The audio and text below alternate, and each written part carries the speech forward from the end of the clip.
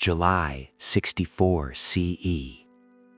You are standing inside a Roman townhouse that no longer feels like your own.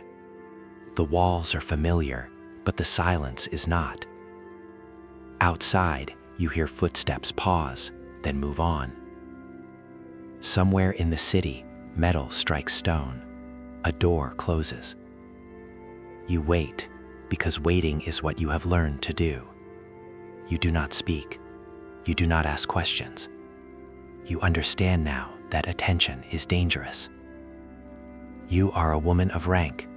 Your name carries weight, or at least it once did. You have been summoned, not by letter, but by implication. No seal, no written order. Just a message passed quietly through channels that do not leave records. You are to comply. Not today, perhaps not tomorrow, but soon. And when the moment comes, refusal will not be remembered as defiance. It will be recorded as absence. You listen to your own breathing. You count the spaces between sounds. In this empire, survival does not belong to the strongest. It belongs to those who understand how power moves when no one is watching. Death, you already know, would have been easier than what followed. This was Rome at the height of its authority. Marble streets, public order, law codified and celebrated, and above it all, a single figure whose will traveled faster than any army. Nero Claudius Caesar Augustus Germanicus, emperor, performer, absolute authority. What happened to women like you under Nero was not a lapse. It was not indulgence. It was not chaos. It was system. By the time Nero ruled alone, Rome had perfected the art of control without spectacle. The Republic's old restraints were gone, replaced by procedures that looked lawful and felt inevitable. Power no longer needed justification. It needed compliance. And compliance was easiest to extract from those who had the most to lose. Noblewomen were ideal targets. They carried family names that anchored alliances. Their marriages stabilized factions. Their reputations upheld the fiction of moral order, which meant they were visible, traceable, vulnerable. Nero understood this instinctively. He did not need public executions. He did not need mass arrests. He needed pressure applied in private spaces, where resistance could not gather witnesses. Orders were delivered indirectly. Expectations were communicated without ink. And what followed was framed not as punishment, but as obligation. Roman historians would later struggle to describe this without naming it. Tacitus, Suetonius, Cassius Dio, each circled the truth carefully. They wrote of humiliation, of compelled participation, of women of rank being made available to the emperor's will. The language is distant by design. It was meant to be. What they do not explain is how organized this was. Women were summoned not as individuals, but as categories. Wives of senators, daughters of consuls, widows whose estates attracted interest. The requests came wrapped in ceremony, a banquet invitation, a festival appearance, a private performance. Declining was possible in theory. In practice, decline was interpreted as hostility. And hostility, under Nero, was remembered. This channel exists to examine moments like this without distortion or spectacle. Dark inquest history does not sensationalize what power did behind closed doors. It documents how it functioned, how it normalized itself, and how silence was enforced. What you are hearing now is not a scandal retold. It is a system reconstructed. The emperor's court was not a place, it was a mechanism. Inside it, loyalty was tested not through words, but through surrender. Noblewomen were required to attend, to remain present in situations designed to strip them of agency without leaving marks. Participation became proof of allegiance. Endurance became survival. These were not isolated incidents, they were patterns. Records show repeated references to women being commanded to attend private events that had no political purpose. Others were forced into public roles that contradicted Roman ideals of dignity, knowing that refusal would endanger their families. The humiliation was the point. It demonstrated that status offered no protection when authority demanded submission. Fear replaced law. You must understand how Rome kept this quiet. There were no trials, no edicts, no accusations. Instead, there was anticipation. Families adjusted behavior in advance. Husbands advised silence. Mothers warned daughters to be compliant. The social order reorganized itself around an unspoken rule. Survival required accommodation. Those who endured were not praised. They were erased. Take Poppaea Sabina, empress, intelligent, Politically astute. Her rise depended on navigating this system flawlessly. She understood that proximity to power required surrender on terms she did not control. Even she, at the apex, was not safe. Her position illustrated the cost of participation, not its reward. Or consider Octavia, Nero's first wife. Noble, popular, untouchable by tradition. Yet tradition failed her. She was isolated, accused, removed, not because she resisted publicly, but because her presence reminded Rome of a moral boundary Nero needed erased. Silence followed her disappearance. That silence was intentional. What happened to lesser-known women never reached the histories. Their names are absent. Their stories survive only as patterns. A senator's wife who withdrew from public life overnight. A noble household that dissolved quietly. An inheritance reassigned. These were not coincidences. They were the administrative outcomes of coercion. The system depended on discretion. Nero's court maintained plausible deniability by never writing down what mattered. Orders were verbal, expectations were implied. Consequences were delayed just enough to obscure cause and effect. When someone vanished, the absence could be explained as illness, exile, or voluntary retreat. The truth lived in the gaps, and those gaps multiplied. The cruelty here was not loud, it did not announce itself. It functioned through anticipation and dread, through knowing that refusal would not be punished immediately, but remembered, through understanding that the emperor's favor could be withdrawn without explanation. Women learned to measure risk in silence. The human cost was not recorded in numbers, it was recorded in behavior, in the way voices lowered at gatherings. In how doors closed early, in how noble lineages suddenly became cautious, inward, compliant. Rome did not collapse because of this. It stabilized. That is the most unsettling part.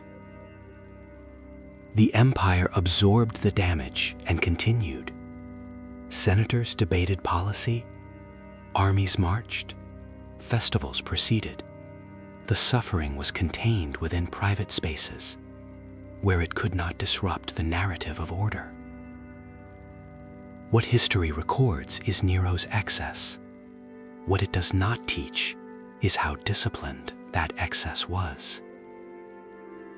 This was not indulgence without structure. It was exploitation with purpose. By forcing noblewomen into situations that compromised them socially and psychologically, Nero ensured obedience across entire families. Shame became leverage. Silence became currency. Once a household was implicated, it was controlled.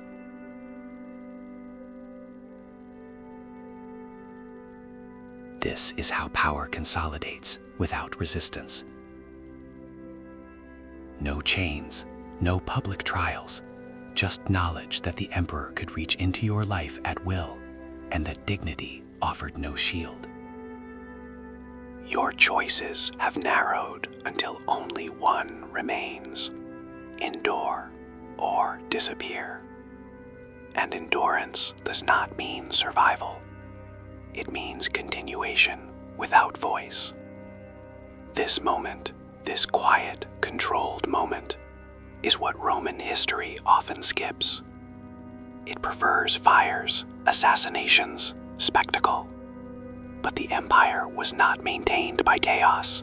It was maintained by scenes like this: private, ordered, unrecorded. The fear was deliberate. The silence was engineered. And once that silence took hold, it did not need to be enforced again. Families passed the lesson down. Behavior adjusted. Resistance faded before it could form. What followed for many was not death, but something Rome found far more useful: compliance that looked voluntary. And that is where this story truly begins. The system did not announce itself. It never needed to. By the time you understand what is expected of you, the expectation has already been normalized. There is no single moment you can point to and say, this is when it began. That uncertainty is intentional. It prevents resistance from forming around a clear cause. Instead, compliance spreads quietly, learned rather than ordered. Under Nero, Rome refined this method. The imperial household was no longer merely a residence. It was an administrative center where favor and ruin were distributed with equal efficiency. Entry into its orbit did not require consent. It required relevance. And noblewomen, by virtue of lineage alone, were relevant, whether they wished to be or not. What Nero demanded was framed as participation in the cultural life of the empire, attendance at performances, presence at private gatherings, roles in staged ceremonies that blurred the line between public duty and private surrender. Each obligation was small when viewed alone. Together, they formed a web that was difficult to escape without tearing everything connected to you. This is how power avoids blame.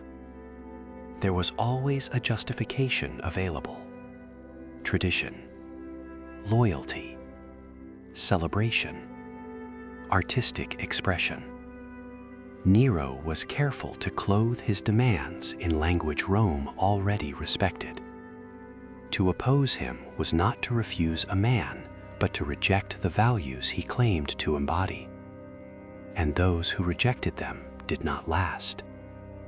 The court maintained meticulous records of who appeared, who complied, who remained visible. Absence was noted. Hesitation was remembered. Nothing required a written charge.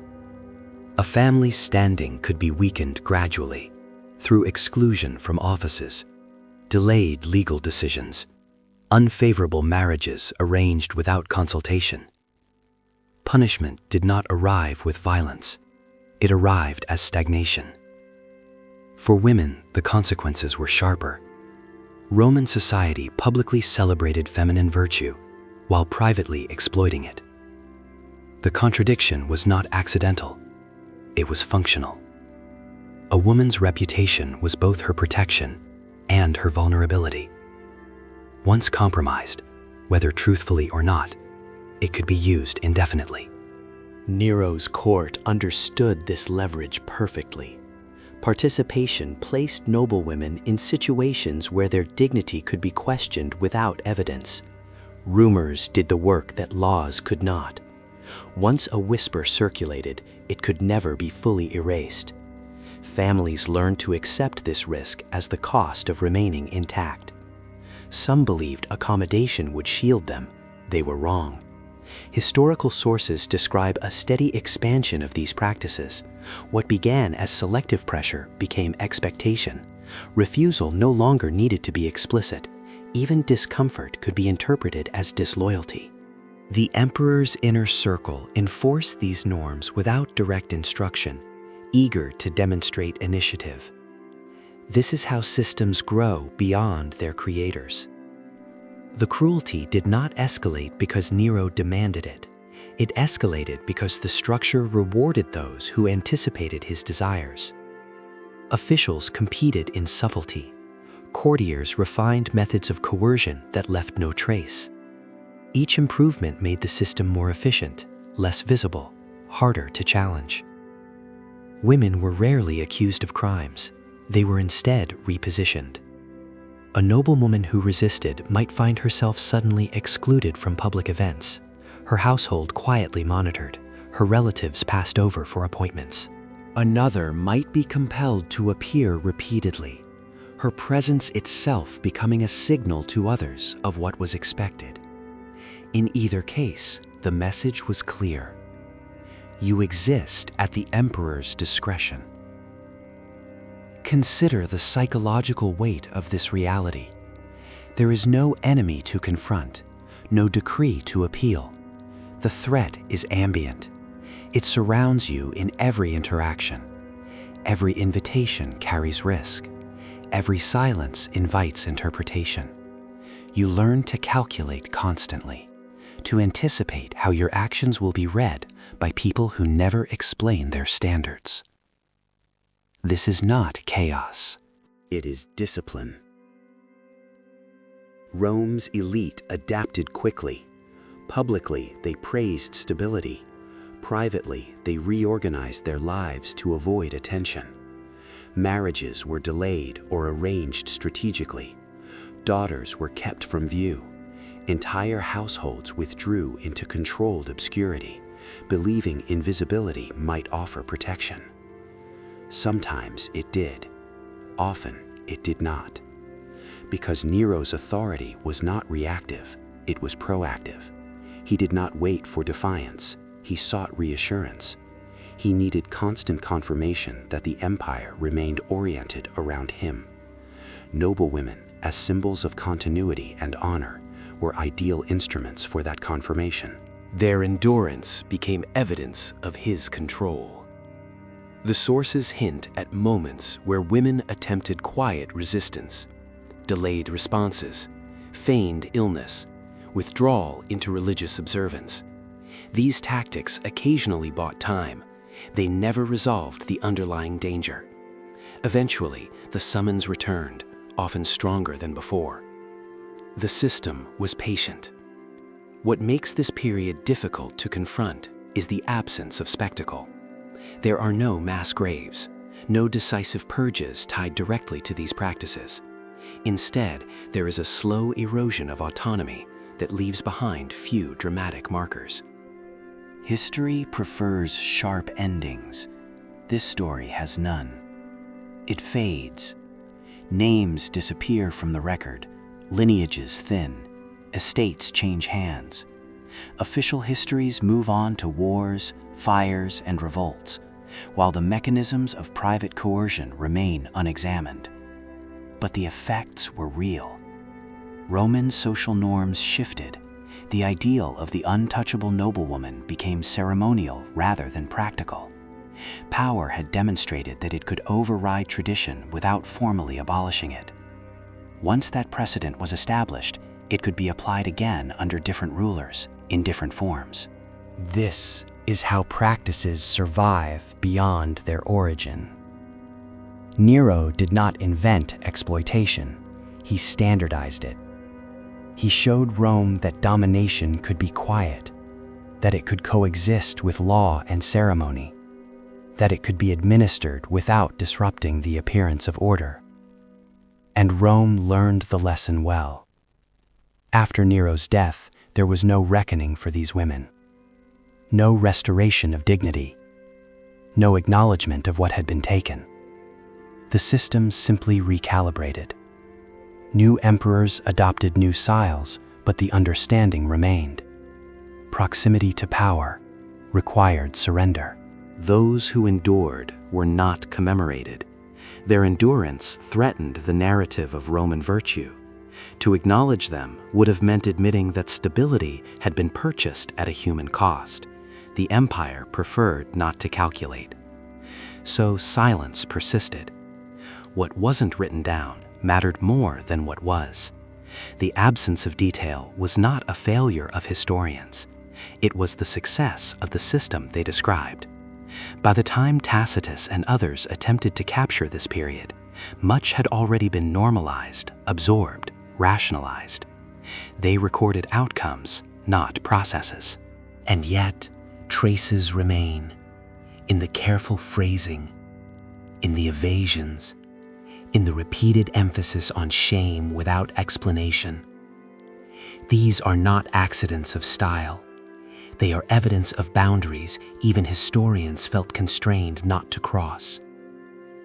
Because some truths, once spoken plainly, implicate everyone who benefits from the structure that concealed them. As you consider this, imagine the weight carried by those women, not the suffering itself, which history rarely details, but the knowledge that it would not be named, that it would not be avenged, that survival would come at the cost of being misunderstood by future generations. They were not remembered as victims. They were remembered, if at all, as footnotes. This is the cruelty that endures longest.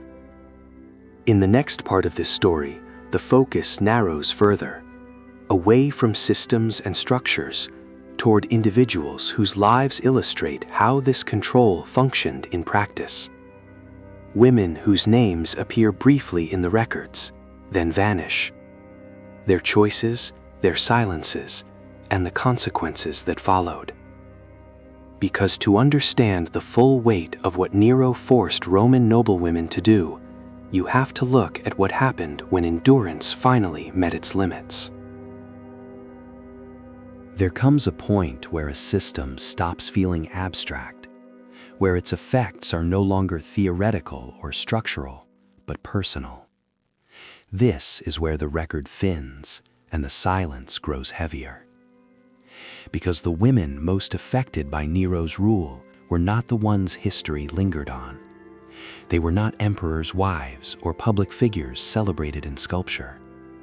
They were women whose names appeared once in a genealogy, once in a correspondence, once in a marginal note, and then never again.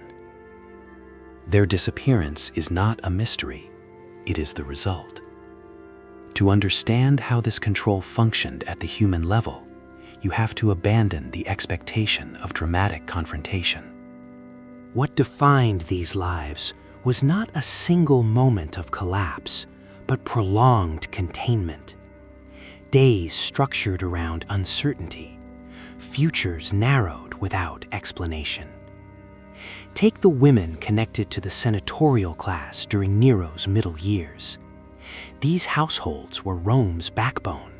Their loyalty mattered, which is why it had to be tested. A woman might be summoned repeatedly, not for any explicit purpose, but to remain visible. Visibility itself became the demand. Being seen in the imperial orbit signaled acceptance of its terms. It also created vulnerability. Once seen, a woman could be interpreted, misinterpreted, and repositioned without her participation. The fear was not of what might happen once, it was of what could happen indefinitely. Roman sources describe women who withdrew into illness. Others sought refuge in religion.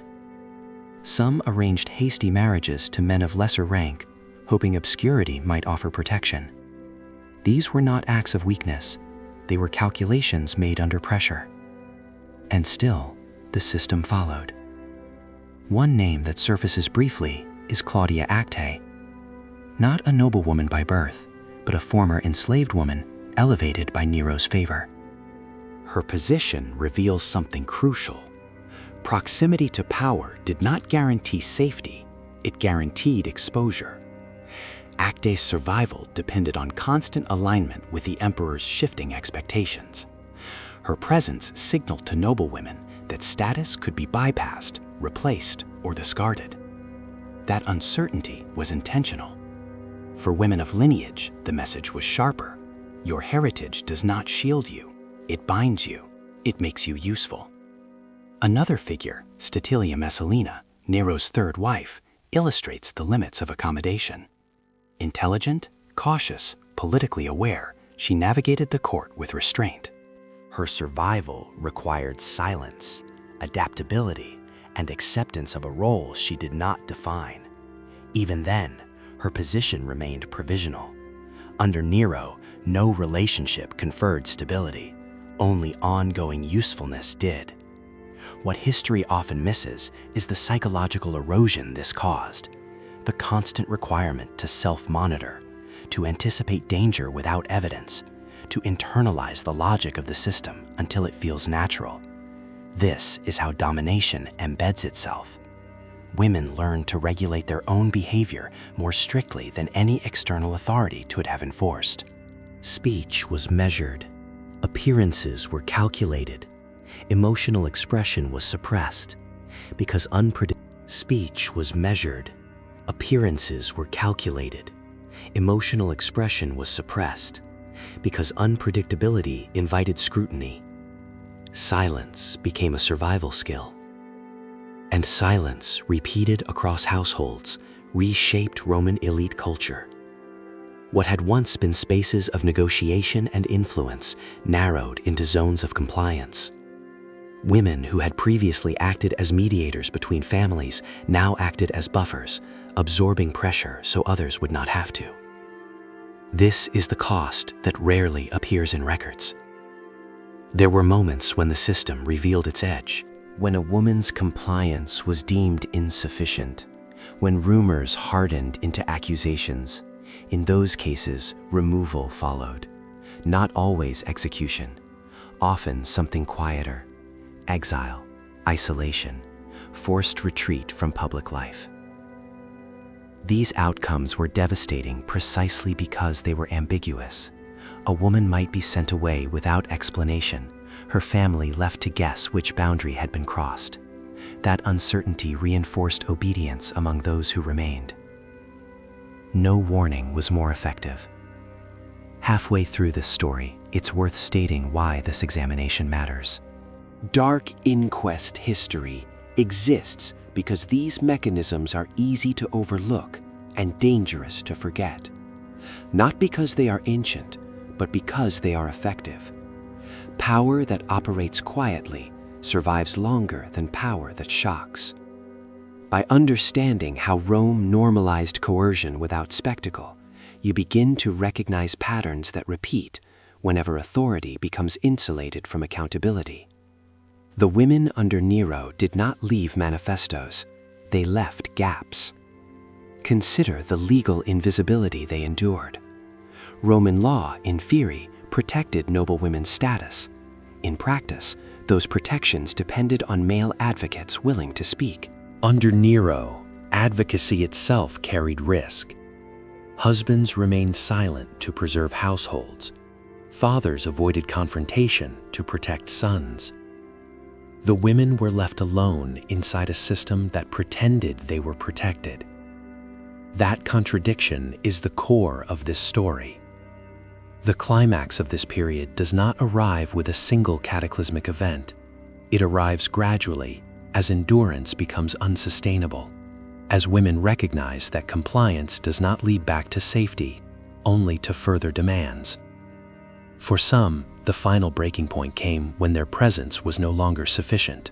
When silence was interpreted as resistance, when mere survival was reframed as ingratitude. At that stage, outcomes became irreversible. A sealed order, a closed door, a departure that was not acknowledged publicly. The symbolic markers are small, almost mundane, And that is what makes them devastating. There is no spectacle to provoke outrage, only absence. After Nero's death, Rome did not investigate these practices. The empire moved on, eager to reassert stability. Nero was condemned for excess, not for method. His reputation absorbed blame, allowing the structures he relied on to remain intact. This is how societies avoid accountability. Women affected by these systems were not rehabilitated. Their losses were not restored. Their silence was inherited by the next generation, who learned early what questions not to ask. History remembers Nero as a tyrant. It does not remember his victims as individuals. That imbalance matters, because when suffering is depersonalized, it becomes reusable. When systems are criticized only for their extremes, their everyday functioning goes unchallenged. The women who endured under Nero were not anomalies. They were indicators.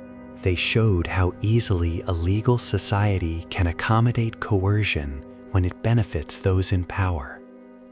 Their legacy is not tragedy alone, it is warning. When Nero died, Rome exhaled. Not in relief for the women who had endured his rule, but in relief for itself. The empire needed distance. It needed to believe the danger had passed with the man. So it narrowed the story. It condemned his personality, his excess, his instability. And by doing so, it preserved the system that had made him possible. This is how memory is managed. There were no tribunals for what happened behind closed doors. No inquiries into the quiet disappearances. No restitution for reputations destroyed without record. The women who survived were expected to resume their lives as if nothing had been taken from them, because acknowledging loss would have required acknowledging design. And design was not something Rome was prepared to confront. The political aftermath focused on order, on restoring confidence in institutions, on reassuring the elite that stability had returned. That message mattered more than truth. And truth, when it threatens continuity, is often the first thing sacrificed. Nero became a warning symbol, not a case study.